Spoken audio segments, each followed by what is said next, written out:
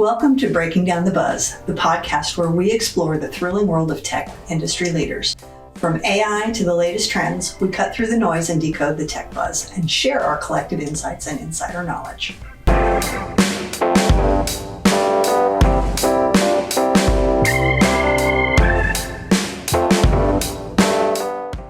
Welcome to Breaking Down the Buzz.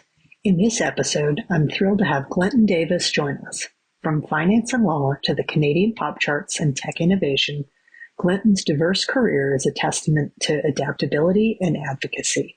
Stay tuned for an inspiring conversation. All right. Well, Glenton, thanks for joining me. Of course. Thanks for having me, Ro. And coming to visit from Boston. Yeah, I really appreciate it. The invitation to come down to see you has just been amazing. And today the sun is warm. The sun is bright. I forgot what it was like to have some southern sun, if I can call Richmond a southern city. With the capital of the Confederacy. So we'll take it. Yes. Right? Yes. And so I'm really glad to be here. Thank you. Yeah. Well, we have a whole bunch of different questions. Okay. And if you don't like any of them, just say, Ro, back off. Okay. So I don't want to answer that today. It's fine. Right. We just had a great lunch, so I'm ready for anything. Yes.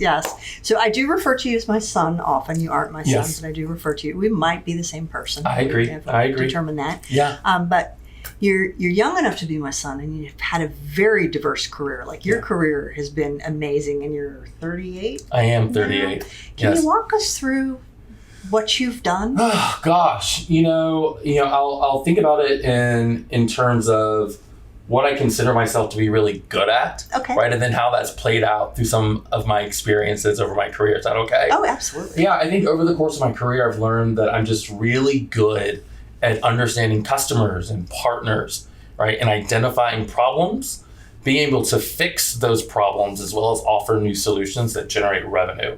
And there's a model, that looking back, or almost a kind of framework that I think has been used in my career. And I think of that as like an hourglass, right? And so my career has been all about sitting in the middle of an hourglass where I take in diverse sources of information, right? And that information is based on customers and partners and market context, right? In order to support or refute a hypothesis that I may have, so that I could then generate a solution, right? That I disseminate down through the bottom of that hourglass, right? To customers and partners. And I first learned that, it's been 15 years, right, since I graduated from college and started at JP Morgan as an investment analyst for the chief investment officer for the global asset wealth and management division.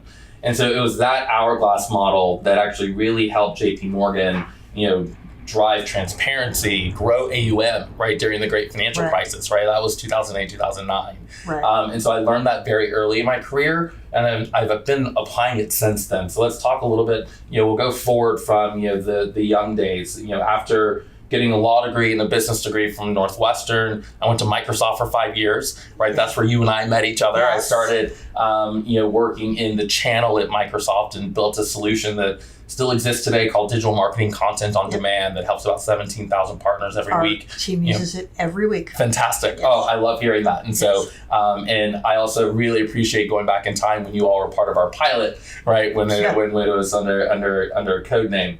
And so after doing that, I went and worked in security, right? I was a go-to-market lead for Microsoft's suite of security products. Mm-hmm. And that was just a phenomenal job, being able to fly around the world, working with our customers, our partners, our global sales teams, right? And helping them understand the value proposition of cybersecurity and how it needs to be deeply embedded, right? Not only, right, as a matter of guarding an organization's data estate, but from code to cloud, right? And so all the way through application development. So that was really exciting. I then got asked to lead business development for Dynamics 365 customer care. That portfolio at the time consisted of Dynamics 365 customer service, field service, and omnichannel. And the timing was fortuitous. My first day was March 1st, 2020. Oh, I remember this. Right? Yeah. And so, what I did during my stint leading business development for those apps, right, was a ton of telephony deals. We built an ecosystem of telephony providers, right, that could integrate into those Dynamics software products, right, while Microsoft was working on a first-party solution now known as Azure Communication Services. And so how serendipitous, right, that right at the start of COVID, you get a job that requires you, right, to enable everybody to work from home, right, enable all service to happen remotely. And so what a phenomenal experience. I then got asked to lead strategic partnerships at a Fortune 1000 company called SIBO Global Markets. And so I built that strategic partnerships function from the ground up as part of the firm's corporate strategy. We did two things there. First, I looked after the company's largest commercial relationships, which is about $500 million in revenue. And then second, we used the strategic partnerships office, right, to frankly future-proof the company. And so, a couple of things that we did, I'll talk about one that's really exciting, right, is that we kind of took the company into distributed ledger technology as well as asset tokenization, right? And those two, right, one, the technology, and two, the kind of the procedure, right, that you can execute on that technology has been huge, right, as part of an organization called SIBO Digital. That was the result of a transaction that the corporate strategy team did right around the time of my arrival. And so that was a really wonderful experience, right, in, let's call it helping, right, senior leaders and executive teams have foresight, right? And taking that foresight and understanding that foresight may have uncertainty, right? But leaning into that uncertainty, right? Based on what you know, again, about your customers, your partners, your market context, right? In order to offer something novel. And so that was a really, really exciting and rewarding experience. And then most recently, I ran strategy for MassMutual, which is a diversified financial services company based in Boston. And so that's what I've been up to. I'd like to point out, 38 years old. I know many people that would kill to have landed in any one of those roles. And that you've done that by the time you're 38 is unbelievable to me. I have a few gray hairs, for the work, and there are plenty of wonderful, war stories in there. But I feel really fortunate because I follow my curiosity. I've been really fortunate to have advocates and sponsors across the course of my career, and that really matters, right? I think of sponsorship as being very different than a mentor. A mentor, right, is someone who gives you advice, right? Is very one way, right, in terms of how you're developing yourself. But a sponsor is someone who says, in exchange for you doing ABC for me over XYZ time frame, I will lend you my brand in 1, 2, 3 ways, right, in order to help you succeed. And so I've been very lucky to have sponsors over the course of my career. Right. Yeah. So I have a question that is different for sure. Okay, let's go for it. So you didn't mention that you went to Yale, but you I did not. I did go to Yale. You went to Yale. Your law degree is from Northwestern. Yes. And you had a hit on the Canadian pop charts. I did. So that was in all of this. Yeah. So we're going back to the beginning, right? So we're going back to my analyst days, and my first love has been music. So I started playing the piano when I was 4. And the folklore goes that my first words weren't "mama" or like "dada." They were "I'm bad" from Michael Jackson's tune, right? And so I just love music, and I've been a fan of music, and I retreat into music. And so I was an analyst at JP Morgan, and in my scant off hours because of how busy we were, right, and what was going on in the market at the time, I would write, right, and perform music and kind of downtown in Greenwich Village. I led a band, and serendipity got one of my songs, "Go Get on the Floor," to Canada. I received a phone call from a PR kind of agent, and said, "Look, there's something here, right, but we need to change it a little bit. And if you're willing to go back into the studio and make certain changes, I really think we could do something with this song."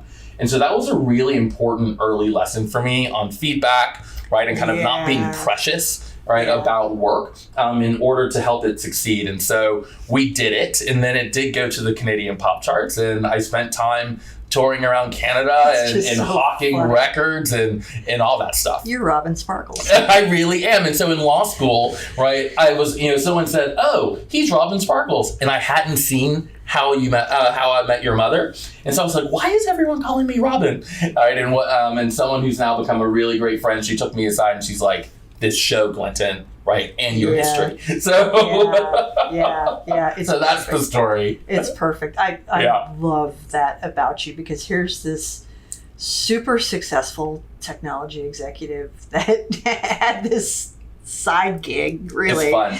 Yes. Being a pop star. It's super fun. And it kind of, so I can actually ground it in a book because I love to read, right? I think it's really important for all people, really, right, to lean into range. And so there's a book called Range by a guy named David Epstein, and he talks about, right, how in a world of increasing complexity, it's very important to have a portfolio of experiences and skills, almost tools, right, that you bring together in novel ways in order to solve what he calls unkind problems, right? A kind problem would be open heart surgery or landing a plane, right? You don't want me, right, doing open heart surgery on you, right? You want a true expert, right, a domain expert, right, who's done that. But in a world of unkind problems like climate change, right, like hunger, right, wealth inequality, right, it's very important that you have these diverse set of skills so that, you're not the guy with the hammer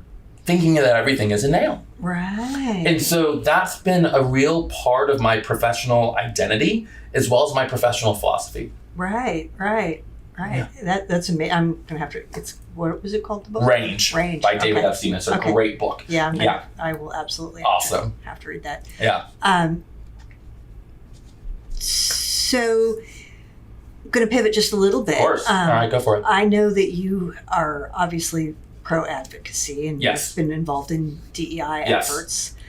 How have you incorporated your commitment to DEI into the various roles that you've had? Yeah. I mean, obviously being a black man in a gay black man in technology is you're unique. Like the unicorn. It's unique. Yeah. Yes. And so I think, a few ways. First, by daring to be myself, even when it's difficult, even when it's hard, even when it's painful. Even when people don't want you to be. That's right. And that's a very hard thing to do. And I often think about the weight, right, of authenticity, but it's so important, right? And it's so important that we find ourselves in places that support who we are fully. Right. So that's something that I've done, right? It's just I've shown up as myself, right, in every role that I've taken, in every environment that I've been in. And I've done that on purpose, right, to make space and make room, right, for others to also be their full selves. All right. And so, let's go beyond sponsoring, business resource groups or employee resource groups. I've done all of that. I think it's important to be a mentor, a sponsor. Right. To those who do not see themselves, right, all the time in the workplace, because I tend to be the only one of me, right, into rooms that I walk into. And so it's been very important for me, right, to show these individuals, one, that it's possible, right, and two, that it's possible to do that, right, in a way that lifts you and lifts others up. Does that make sense? And authentic. Yeah. I know that, so I was very early in tech, and I was one of the few women in tech when I started in tech. And I always had this sense that in a lot of cases I was the token. You knew that they needed to invite a woman to whatever thing it was. And that was really very difficult for me initially because I wanted to have people want me to be there for me. I understand. As opposed to being the token. Yes. But then I came to the realization that there's power in that. Yeah. Because when I walked in the room, I was the only one of me in the room, and therefore, if I said something, all the heads were going to turn, and they were going to pivot, and they were going to listen to me.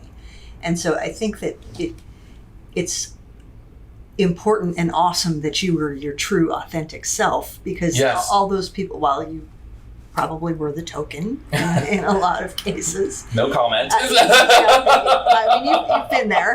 You know.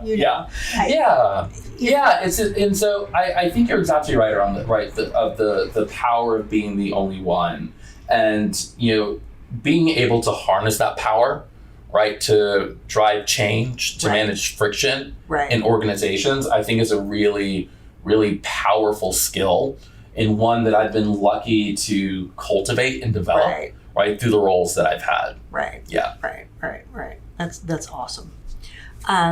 So let's talk about technology for a minute. Great. So you have an extensive background in strategic roles in technology. I mean, this is still unbelievable to me all you've done in your few years on this planet that you've had. Yeah. What do you think are the biggest technology advancements that are going to have an impact? Well, I'm going to take the layup, right, and talk about generative AI. Right. I think it was Cathie Wood, right, who said that, this next general purpose technology could generate something like 15.7 trillion, right, in economic value over the next decade or so. And so you can't talk about emerging tech without talking about generative AI. What I'm really excited about for generative AI, though, right, is the transition that it needs to take, much like electricity took, right, when it was first coming online. Right now, we're seeing a lot of generative AI solutions, that are almost like point solutions, right? So you insert them into existing workflows in order to automate, more manual tasks, right? In order to repeat certain tasks, right? In order to make things more efficient, right? I think of that as almost like a cost efficiency thing, right? The second stage, are like AI applications, right? That help you make new decisions. Think about predictive analytics in marketing, right? What you understand about customers in order to provide the next best thing for that customer. What's really going to be exciting, right, is when generative AI fundamentally rewires systems in the ways that businesses operate. There's, of course, a book. I'm always going to quote books called Power and Prediction that talks about this, right? And there's an early example of an AI system, right, that we can all use as a kind of exemplar when we're thinking about business models for the future. Spotify is a great early example, right, of an AI system solution coming on market, specifically Discover Weekly, right? And what Discover Weekly did was fundamentally change the nature of playlisting, right? Previously, consumers listened to lots of songs and then chose, right, which songs, right, they wanted to listen to. They were making playlists themselves, right? But Spotify ended up learning so much about their customers, right, from this data and the quickness of their data feedback loop, right, so that they could start shipping playlists to customers, right, without them having to playlist at all, right? And so Discover Weekly is this really, really wonderful example, right, of how AI as systems can fundamentally flip business models for the better based on what you know about your customer and based on the data and feedback that you get about those customers, right, so that you can quickly, right, make a kind of a preemptive decision for them and fundamentally change the way in which you engage. So as a musician, let's talk about that. Okay, yes.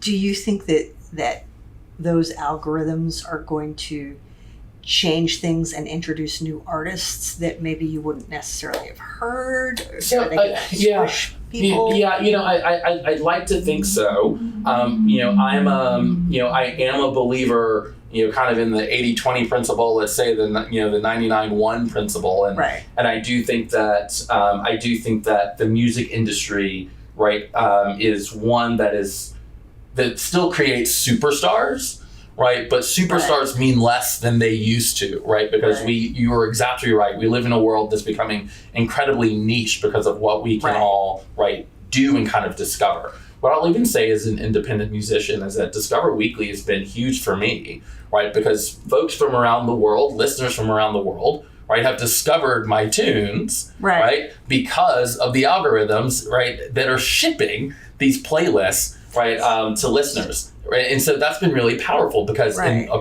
older worlds, right, a listener in the Netherlands would have had to know my name, right, in order to seek out my song and add my song to a playlist. Right, with Discover Weekly, the algorithms know so much about that listener in the Netherlands. They can ship Discover Weekly and let the listener decide whether or not to save the song.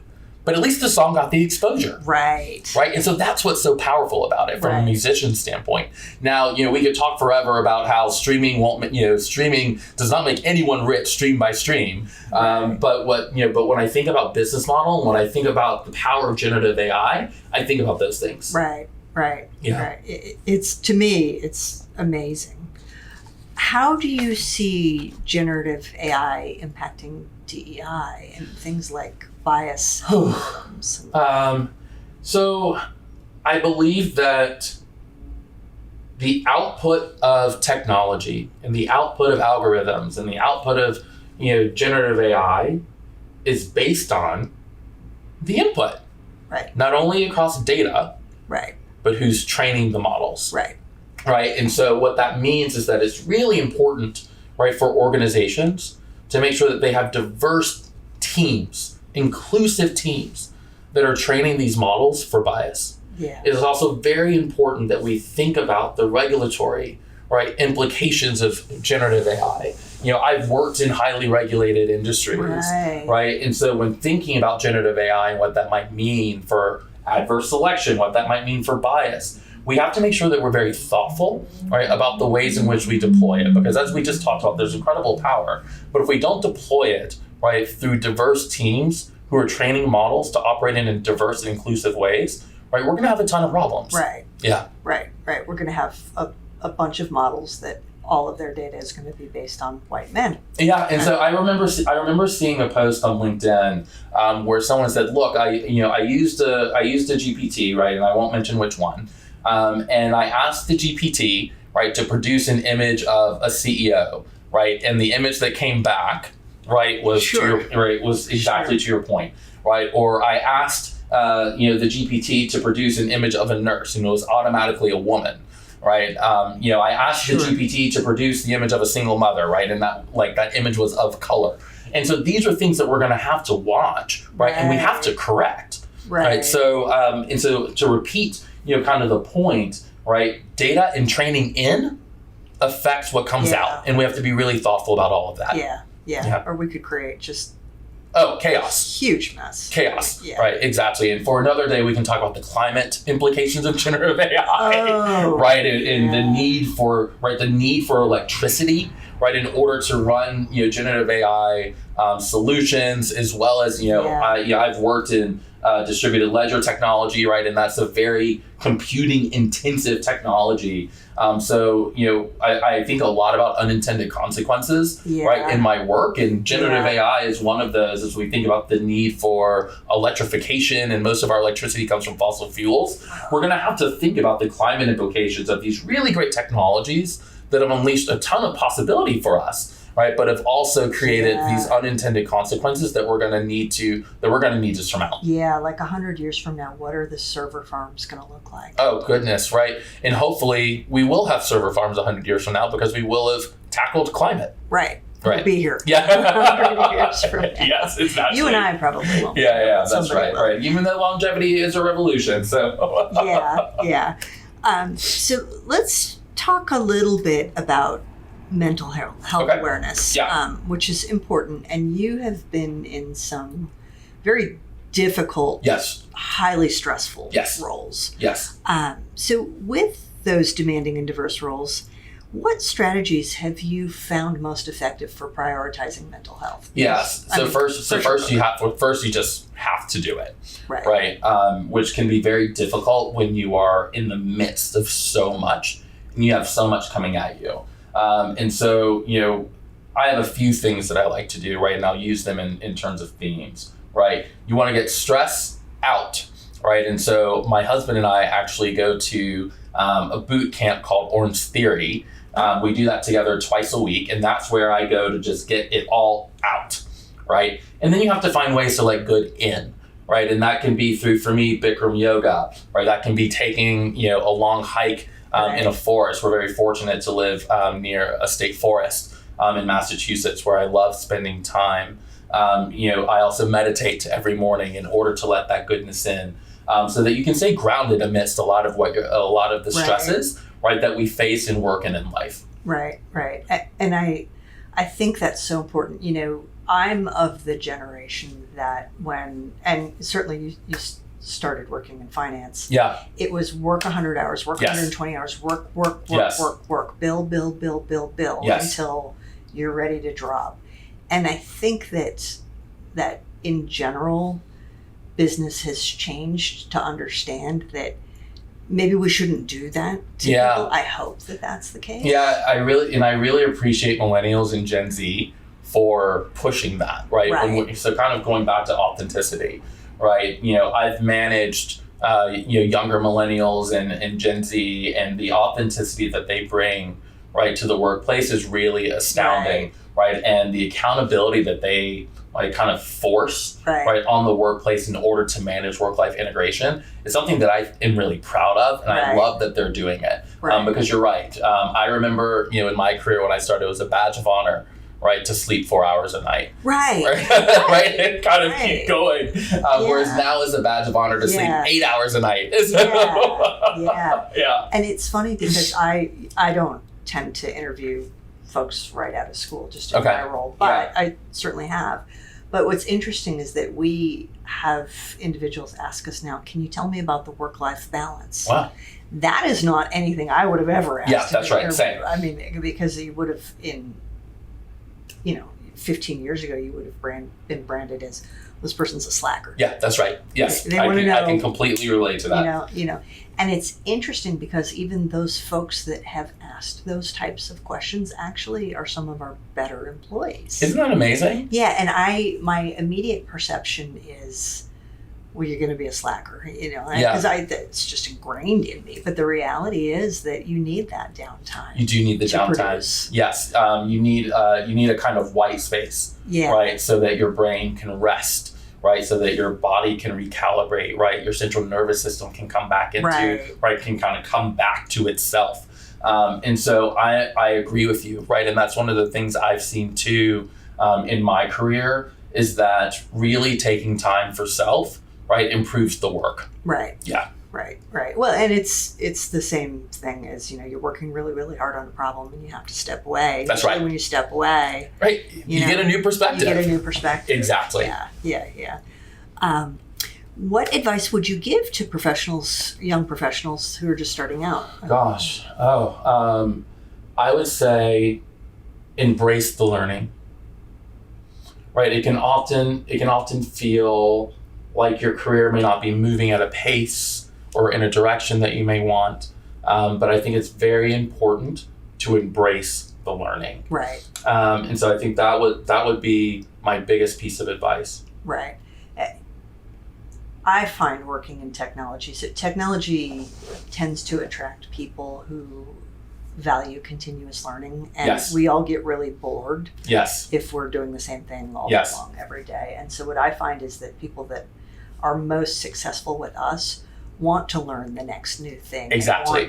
And even me at 55, I just took a certification in AI. Which is incredible. I'm like, I want to do this because it's fascinating to me. Exactly. I understand it. Yeah. It reminds me of, a principle that has pervaded Microsoft and I think been responsible for its wild success. Right. Over the last decade with Satya Nadella as CEO. Right, embracing a growth mindset. Right, and so it's that kind of growth mindset where you embrace the learning, you embrace the curiosity, you embrace the struggle.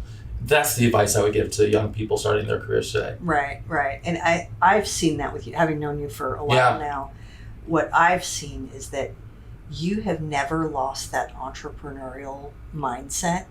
And again, I think that that's really, really important because if you're always thinking like a startup, you're thinking lean and you're thinking about failing fast and how to grow. Yeah. After all you've accomplished, if you could go back and give 12-year-old Glenton some advice, what would it be? Slow down. It'll all be okay. I literally just said that yesterday. Yeah. I was given the advice that life can be long. And so remember that, right? Even in the tough times. right? And I guess the parable or the line that goes right with that is this too shall pass. And so I think that's what I would tell my 12-year-old self.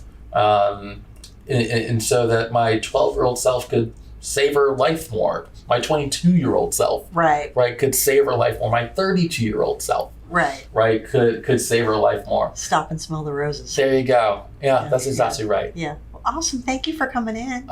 Gosh, this has been such a delight. So thank you for having me. Thank you.